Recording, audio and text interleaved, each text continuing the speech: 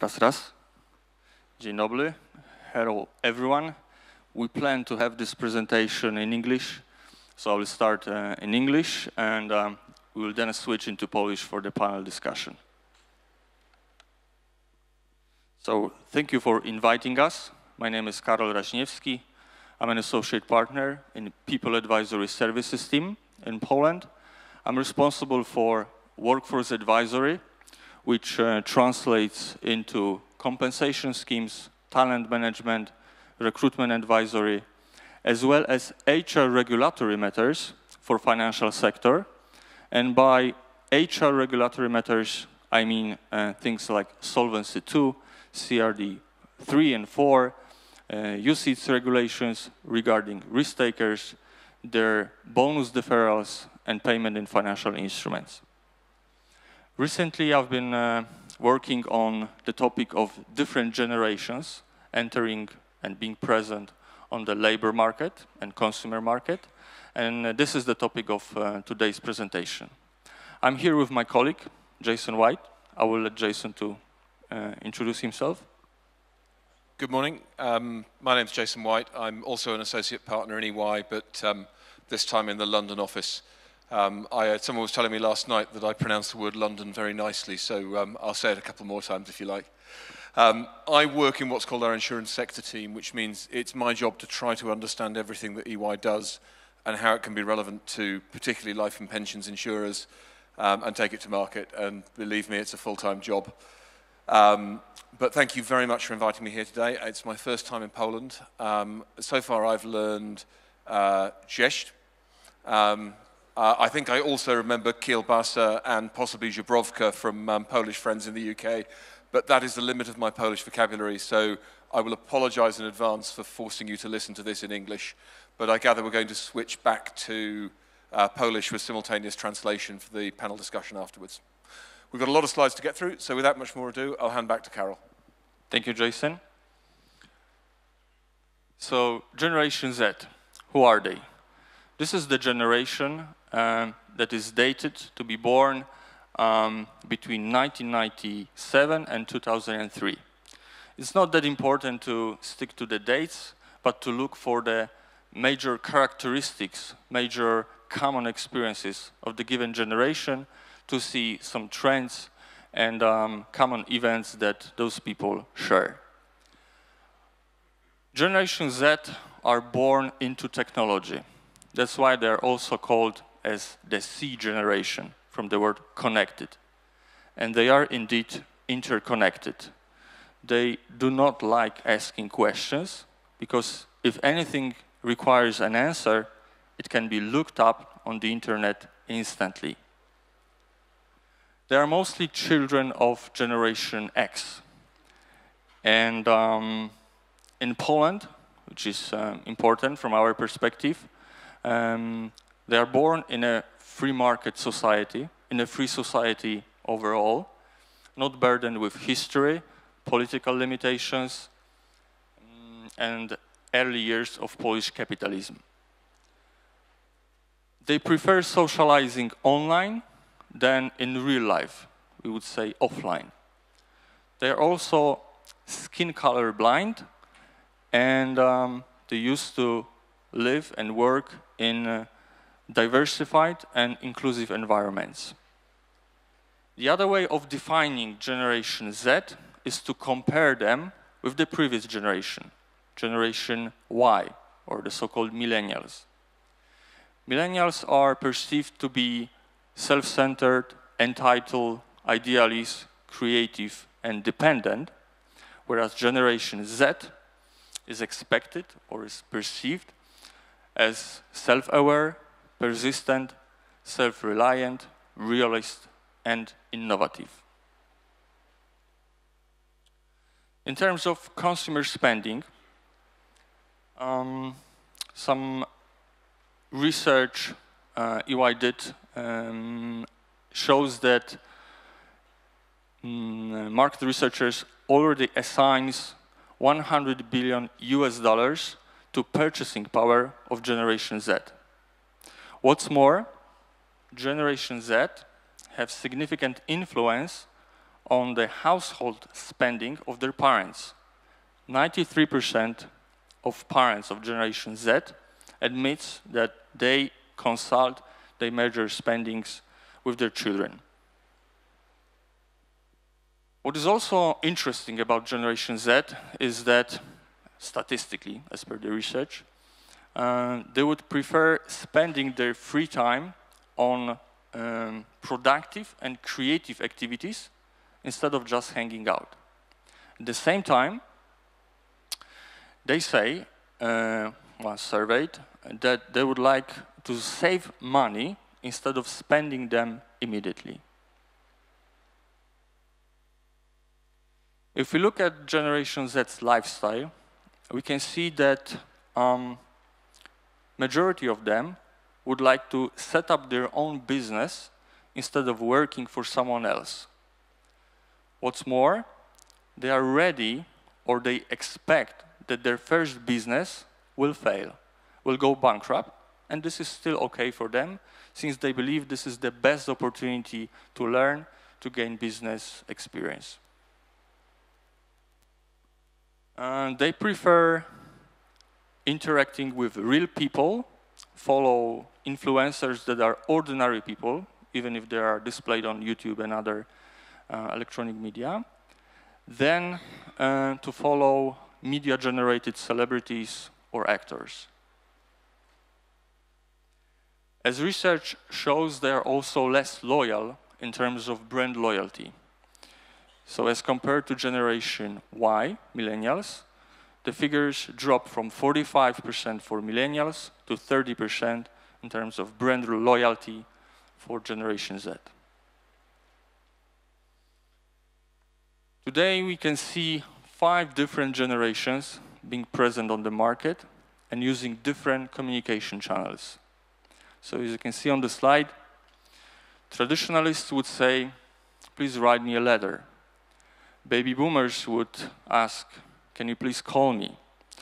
Generation Z would say, can you please email me? Generation Y would say, please text me. And Generation Z would not say much, actually. They would simply use icons, emoticons, pictures to communicate as quickly and as effectively as possible.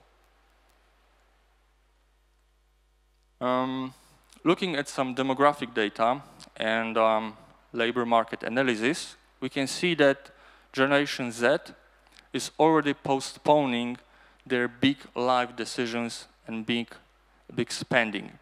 So they postponed getting married, plans for acquiring an apartment, real estate property, or cars are undefined, especially taking into account that buying things like apartment or cars is not relevant anymore.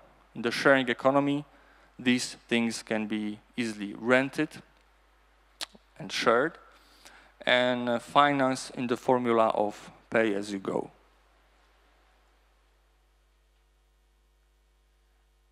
One important element also on this slide is that, again, based on the research and demographic analysis, Generation Z will have 10 to 14 jobs by the age of 38.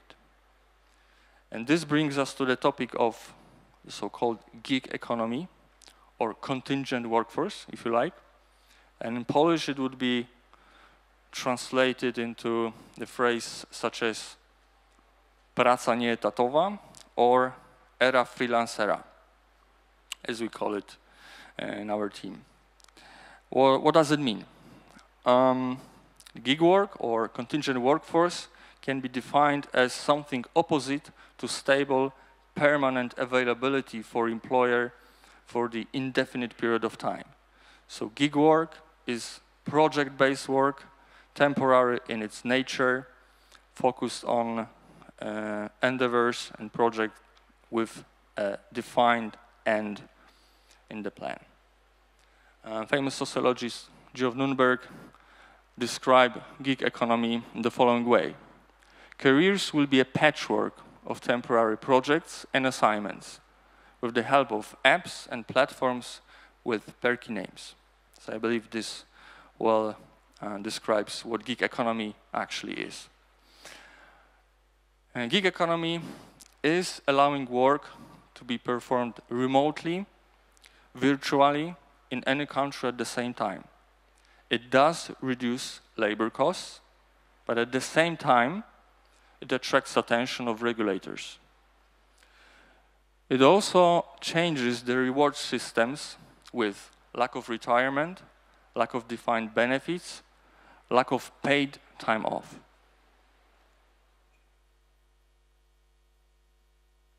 Generation Z consumes and creates the gig work, in a meaning that they can order different services without going out of their apartments, get things delivered to their homes, as per the examples on the slide, and at the same time, they work for companies, startups, projects that offer this kind of services.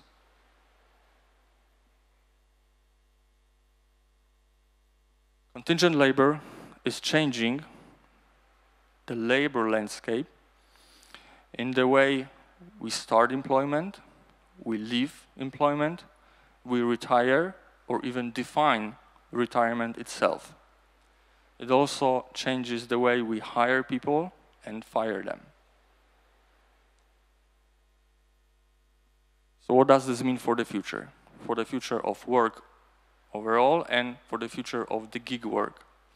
So gig work will affect the labor market, meaning that people will require, and they actually already require, new skills.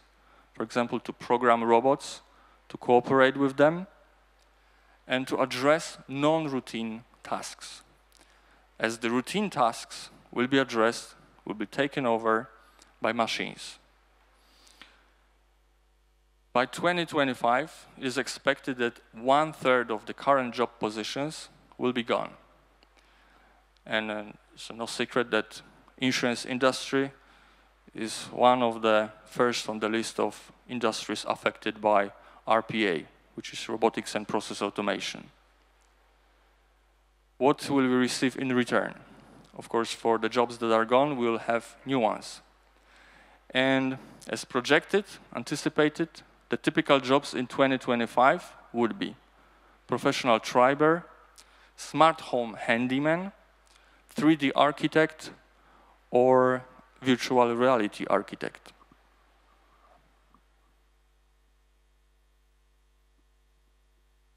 The research my team did last year showed that 18% of work in Poland is already performed in some form of contingent workforce. Whether it's business-to-business relation, whether it's civil service contract, this is already happening now.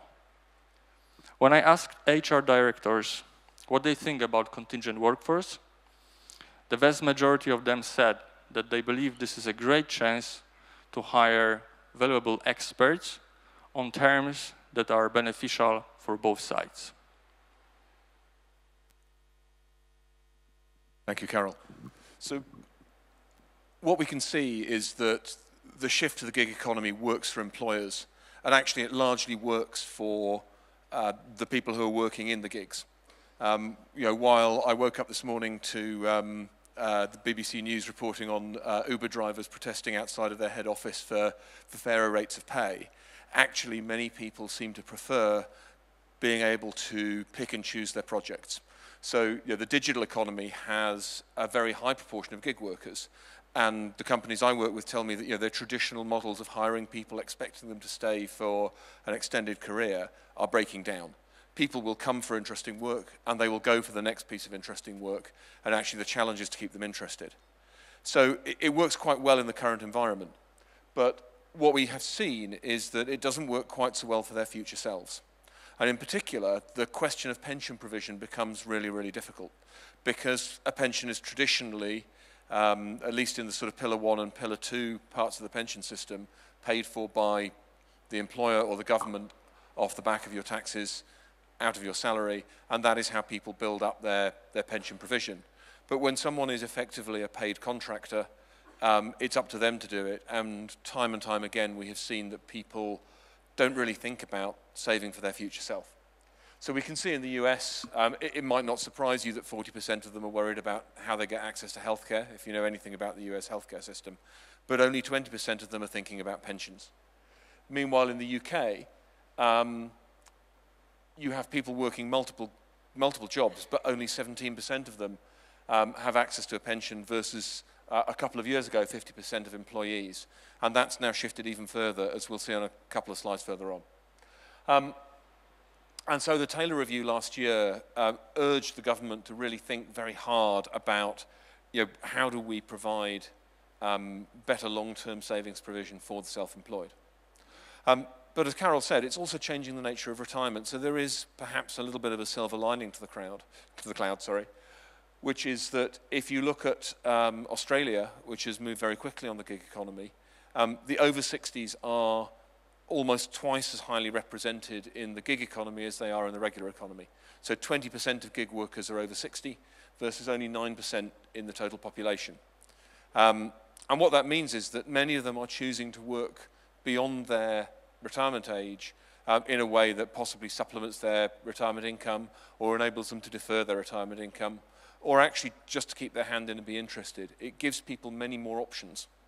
But it's still a radical change of the nature of work and something that we need to start taking account of in policy and in the way we approach the customers. But what does this have to do with Generation Z? Well, in order to think about why it's important to tackle it, particularly in the context of Generation Z, we need to look a little bit at the population statistics, the demographics of the countries in question. And we're contrasting Poland with the UK today, partly because that's where I'm from, but also because the UK has gone further in tackling some of these issues and perhaps acts as an example for where Poland could go next. So as you can see, the UK has a population that is projected to steadily increase every decade, whereas Poland is going to move in the opposite direction and gradually decrease. The UK has net immigration and a birth rate that still supports gradual population growth. And while we worry about immigration, we've yet to see economic growth that hasn't gone hand in hand with some degree of population growth. Meanwhile, Poland, you have immigration, you have a relatively low birth rate, and mortality gets everyone in the end, and so that is gradually driving down the size of the population. And that has some quite big implications for the shape of the population. And policymakers and geographers love these curves, which effectively show you how many people there are in each age band. And if we contrast the grey bars, which are today, and the yellow dotted bars, which are where we might be in 25 years' time, what you can see is that what you're looking for is the bits of overlap and where you have grey bars outside the yellow lines and where you have yellow lines outside the grey bars. And you can see in the UK, have I got a laser? You can see in the UK that there is an area of growth in the older age groups, but actually the younger age groups are relatively stable. Whereas in Poland you have this diamond-shaped effect whereby there's a big bulge of older people moving up and lots of space up here where there are people living longer, but at the same time a shrinking younger population. I've gone too fast. And what that means is that we talk about the dependency ratio, so the number of people in work relative to the number of people who are post-work. And by the conventional statistics, and I'll come back to why I use that word carefully, Poland is currently in quite a good position with 4 people in work for every person in retirement. But by 2030, it's projected, which is not that far away, it's projected that while the UK will have come down from 3.2 to 2.7, Poland will have come all the way from 3.8 to 2.5, which is an enormous reduction. And that creates a very big problem for policymakers because in many countries it is the taxes of the workers that fund the retirement of those in old age. Now, there might be a bit of a fib in that because, as we saw on the earlier slide, older people are choosing the gig economy as a way to supplement their income. So that might release some of the pressure from the system, but it still leaves you with a big shift in how much of your tax dollars are going to go to pay for the older population, or how much of people's incomes will go to support their parents. And that drives a real need to start changing the way the system works. So this looks at pension provision around the world. And what you can see is that Polish pension provision is almost entirely from what we call the Pillar 1, the mandatory public pensions. Whereas in the UK, we have one of the least generous public pensions in the world, but it's supplemented by quite a good level of private provision. And that's reflected in the fact that we have one of the largest balances of pension savings by GDP in the world, whereas Poland is really only just getting started on this. And it is that shift from a model that is what they call pay-as-you-go. So as you go through work, your taxes pay for the generation ahead of you, to one where pensions are funded by the individual. That is the journey that most countries have been going on.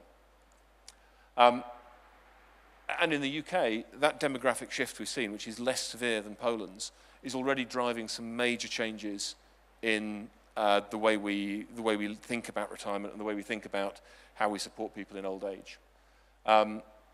So we now have 20% of our population over 65, and that's rising to a quarter in the next few years.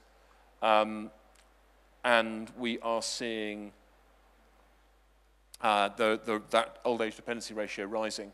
But the population over 75, which is generally regarded as the point at which people become much less active, both socially and economically, is going to more than double in the next 30 years. And what that's done is it's driven a number of major changes. So the traditional pension scheme model based on final salaries have more or less completely closed to new members outside of public sector employment-based pensions.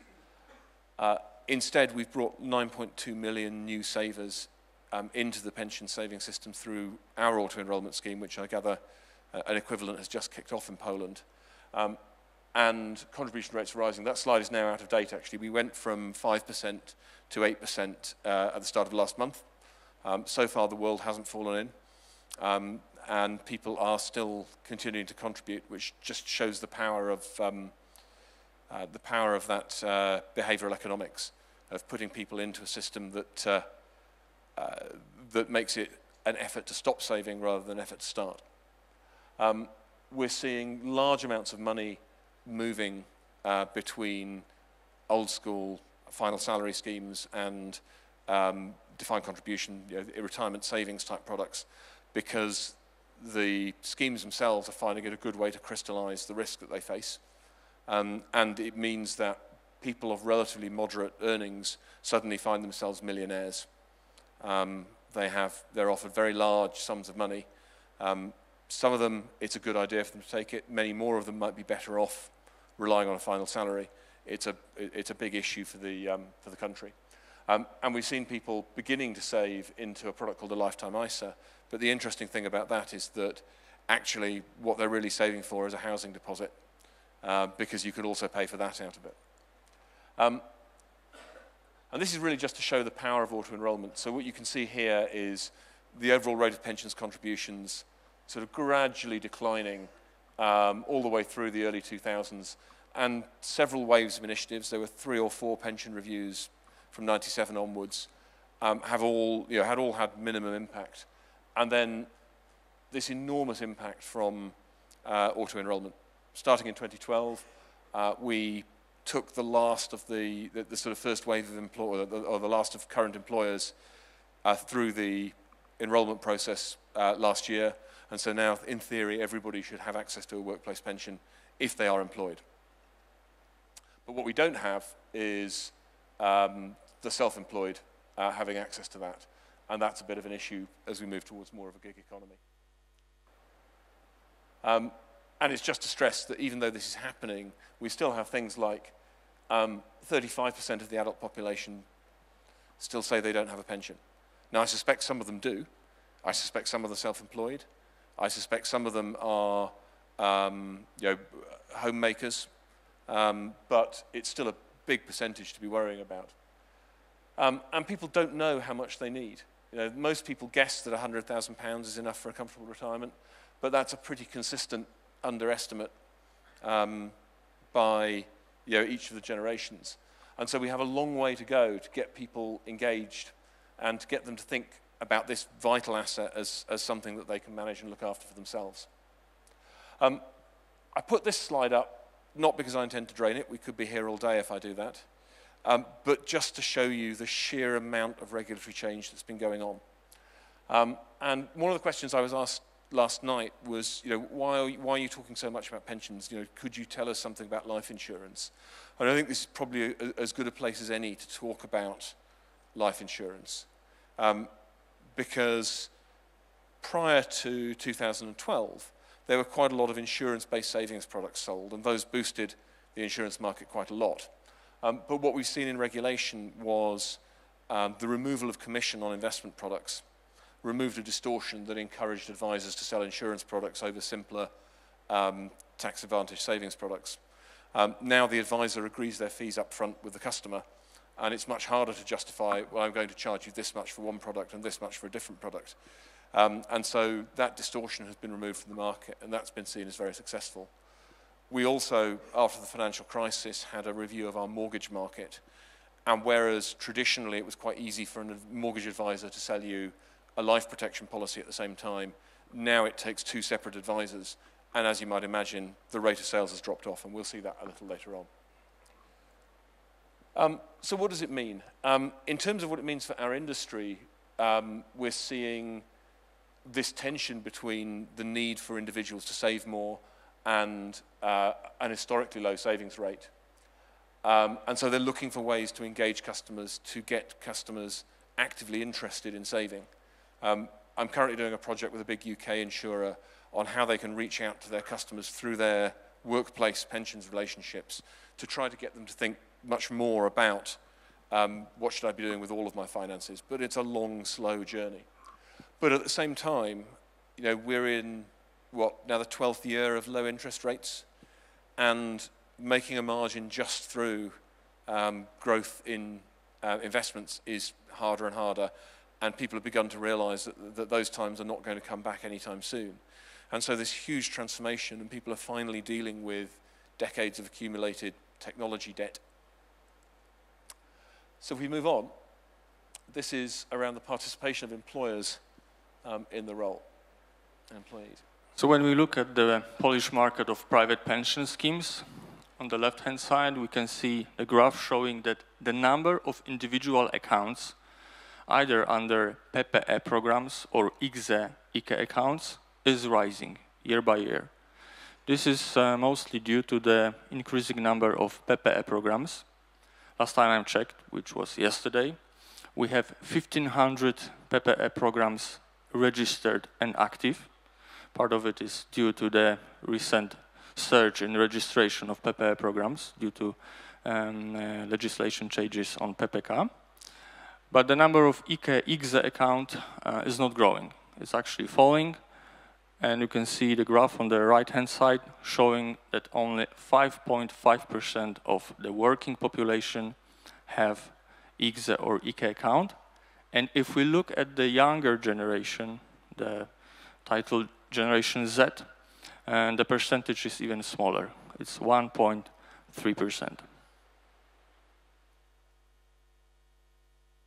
And this graph shows the declining gross life premiums written, as well as penetration on life insurance in Poland. This is mainly due to decline in investment products included in the insurance products. And Jason, what about the UK market? I think in the UK it's been much the same.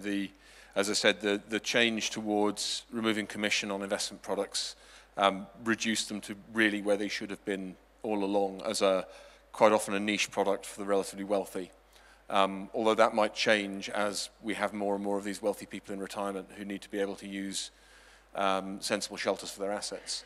And the separation of the mortgage and protection market, again, had a big impact. And you can see that gradual trend down, but also that the UK market has been much more up and down. And I think that's actually been a response to economic growth as much as anything else.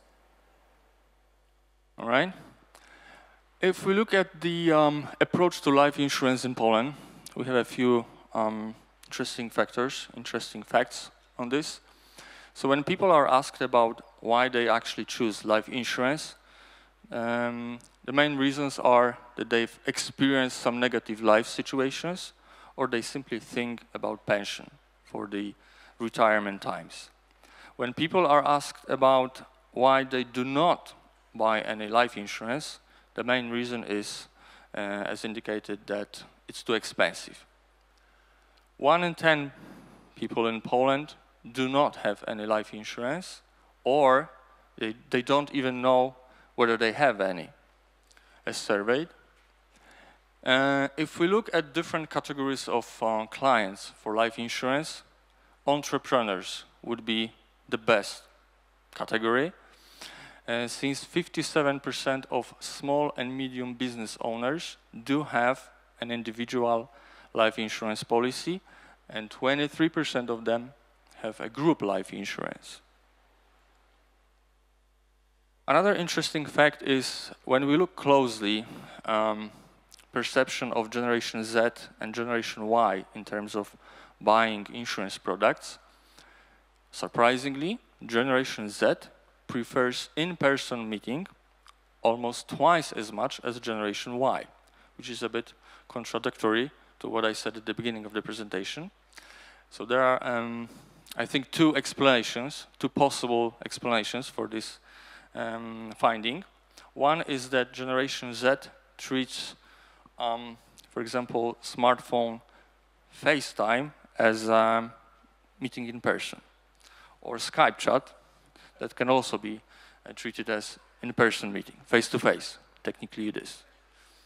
And the other explanation is that, please remember that Generation Z, in a big part of this population, is still at school, at studies, and statistically has more time for meeting in persons than Generation Y, that is already well established on the labor market and simply more busy.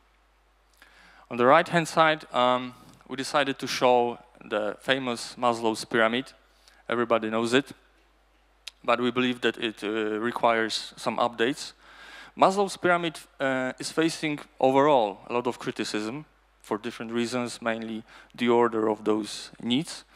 But we believe that, at least for Generation Z, the proper pyramid would look like as follows, where before physiological needs are battery and Wi-Fi.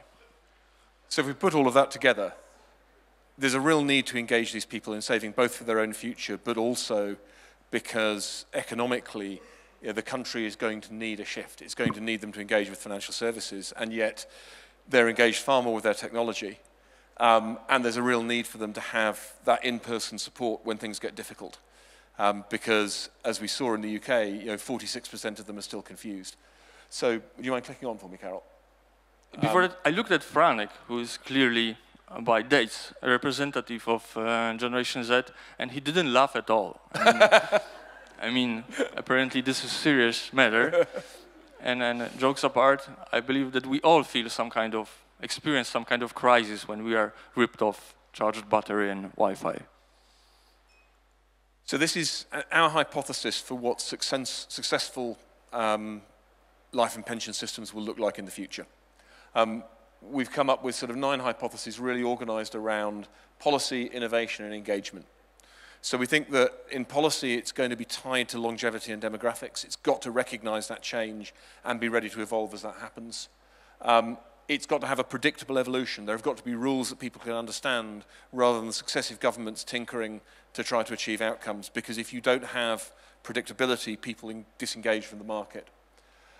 It has to encourage integrated infrastructure. We have to take the cost out of managing this business, managing this industry in a world where high growth is not, or high investment growth is not going to cover for it. And that means encouraging smart contracts, encouraging new investment products that enable individuals to save into long-term savings events like infrastructure or ventures, which have traditionally been the preserve of institutions and very, very sophisticated investors. and making use of the digital payments infrastructure, the Payment Services Directive 2, and various other techniques that are coming through.